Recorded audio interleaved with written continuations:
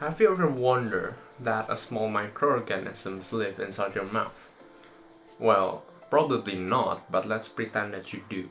Imagine your mouth as a city, where inside the city lives many diverse microorganisms. Now, a good city will draw attention of good citizens, while a bad city attracts those who are not so lucky. A good city will be taken good care of, but a bad one does not. Now let's imagine that the once good city got polluted hard. Let's say a factory is built within the city and it creates many pollution. Of course, many people there won't like the environment, some of which will choose to leave, while others that are more tolerant or perhaps doesn't have a chance to move stay at the city. It might attract those who for some reason love to inhale the smoke.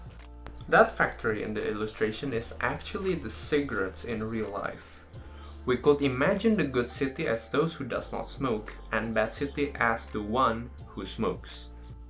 Well, you know that smoking is bad. Well, all of us know, heck, even in the ad, it says that smoking equals bad. But then, when we look at the previous illustration, how do we know that smoking is actually very bad for us or no? And how does it affect our mouth? Well, if we look at the graph,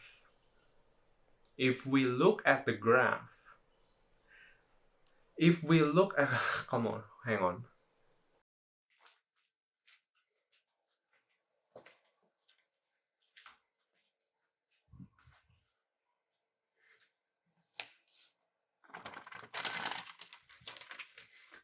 If we look at the graph, we can see that the smoker and the non-smoker have a different amount of population diversity.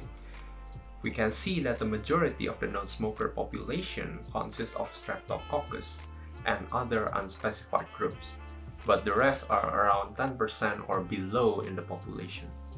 However, for the smoker, the Streptococcus population is dwindling while others started to grow.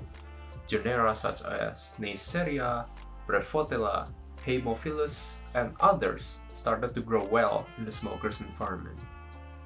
Now we know that smoking actually affects the microbiome diversity inside our mouth. Well, what happens then? It turns out that once little happy neighborhood inside our mouth will be disrupted. Well, because of the smoking, as I mentioned before, the little community in our mouth will turn into anarchy. Because of this, some diseases are able to sneak in amidst the chaos. Moreover, some microbes such as Fusobacterium and Poriformonas that increase in smokers' mouth have correlations with oral cancer. However, we have to be objective here. It does not mean that if you don't smoke, your oral health is amazing. Factors such as food, personal health, and education will impact how you treat your oral health overall. And also, more study related to this issue needs to be conducted further on. Well, as mentioned before, many factors that is outside smoking can actually affect our oral health also.